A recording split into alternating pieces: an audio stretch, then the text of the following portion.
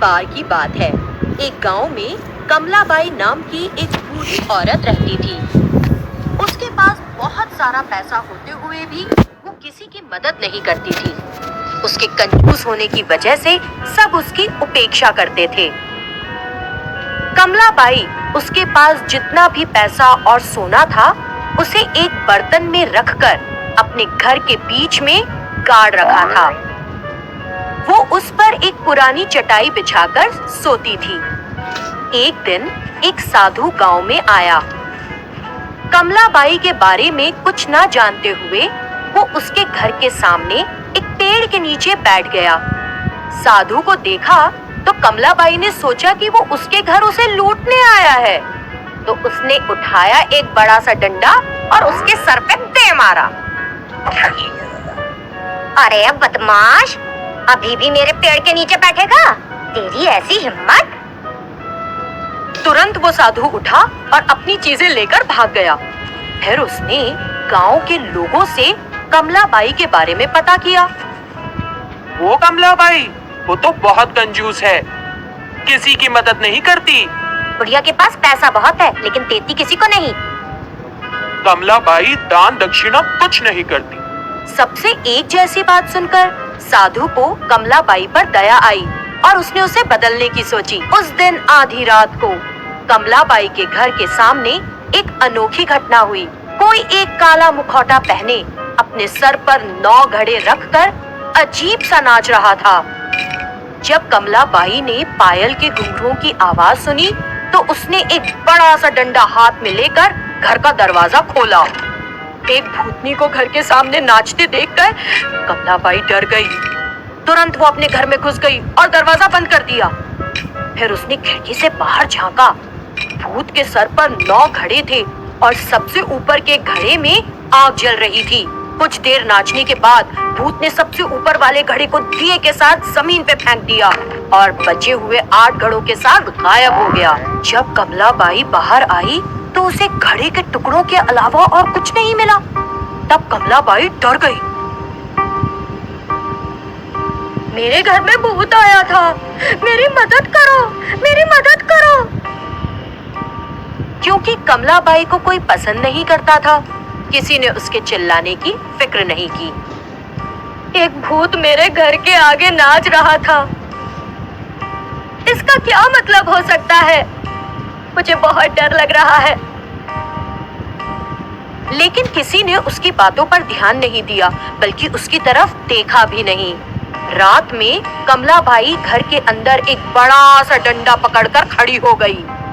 आधी रात होते ही उसने फिर से घुंघरुओं की आवाज सुनी। जब उसने खिड़की से बाहर झांककर देखा तो उसे भूत के सर पर 8 घड़े दिखे। 8वें घड़े में आग जल रही थी। कुछ समय नाचने के बाद भूतनी ने सबसे ऊपर का घड़ा फेंक दिया और बचे 7 घड़ों के साथ गायब हो गई। हर दिन भूतनी आधी रात आती, कुछ देर नाचती रहती और फिर सबसे ऊपर का घड़ा तोड़कर बाकी घड़ों के साथ गायब हो जाती।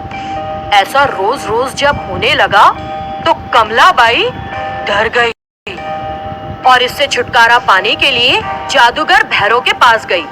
हर रात एक भूत आकर मेरे घर के सामने नाच रहा है, मुझे उससे बचाइए।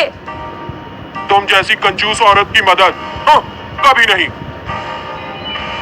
भूतनी की नाच से मैं बहुत परेशान हूँ, आप ही मदद करें। क्या तुम किसी की मदद करती हो? तुम्हारी मदद कौन करेगा? उसने अपने घर के सामने चौराहे पर पेड़ के नीचे उसी साधु को देखा। वो तुरंत उसके पास गई और कहा, साधु महाराज, जब आप मेरे घर के सामने बैठकर ध्यान कर रहे थे तो मैंने चोर है समझकर आपको बहुत पीटा, मुझे माफ कर दीजिए। साधु मुस्कुराया और बोला, कोई बात नहीं, अब तुम क्या चाहती हो? साधु महाराज, हर दिन एक भूतनी आधी रात अपने सर पर घड़े रखकर मेरे घर के सामने नाचती है। वो हर दिन एक घड़ा फोड़ रही है। फिलहाल उसके सर पर 5 घड़े हैं। इसकी वजह न जानकर मैं पागल सी हो रही हूँ। आपको मुझे उस भूत से बचाना होगा। साधु ने सोचा और नहीं में सर हिलाने लगा।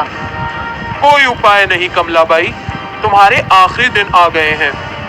ऐसा इसलिए क्योंकि भूतों का सरदार उन्हें छोड़कर कहीं चला गया है। इस वजह से सारे भूत निसहाय हो गए हैं। समूह छोड़ते वक्त भूतों के सरदार ने उनसे कहा कि तुम उनकी सरदार बनने योग्य हो, इसलिए वो भूत तुमको अपने साथ ले जाने की कोशिश में है। अगर तुम बहुत समय जीवित रही तो ये कैसे मुमकिन होगा? इसीलिए वो अलग अलग तरीकों से तुम्हें ले जाने का प्रयास कर रहे हैं। जैसे ही बचे हुए 5 घड़े फूट जाएंगे, तुम मर जाओगी। हे ईश्वर, आपको मुझे उनसे बचाना होगा। मैं अपनी सारी जमा पूंजी आपको दे दूंगी। कृपया कुछ कीजिए। ठीक है, आज से तुम श्रद्धा पूर्वक धर्म, पूजा, दान, सहायता और दूसरी अच्छी चीजें करना शुरू करो। बाकी मैं देखता हूँ। उस दिन से कमलाबाई ने दान देने का निश्चय किया। जब वो लोगों को दान देने पहुंची तो किसी ने उससे कुछ नहीं लिया। लोग उससे दूर जाने लगे। यहाँ तक कि कुत्तों और कौवों ने भी उसके डाले खाने को नहीं छुआ। और उस रात कमलाबाई के घर के आगे एक और घड़ा फूट गया। अगली सुबह कमलाबाई साधु के पास गई। साधु महाराज, मैं मृत्यु से नहीं बच पाऊंगी। कोई मेरा दान नहीं ले रहा। जो खाना मैं देती हूँ उसे कुत्ते और कौवे तक नहीं छूते। हाँ, क्योंकि तुमने ये धन लोगों की उपेक्षा करके अमानवीय ढंग से इकट्ठा किया है। पशु पक्षियों को भी इसकी खबर है। इसीलिए अब अपना पैसा मंदिर बनवाने, कुएं खुदवाने, अनाथालय बनवाने में खर्च करो।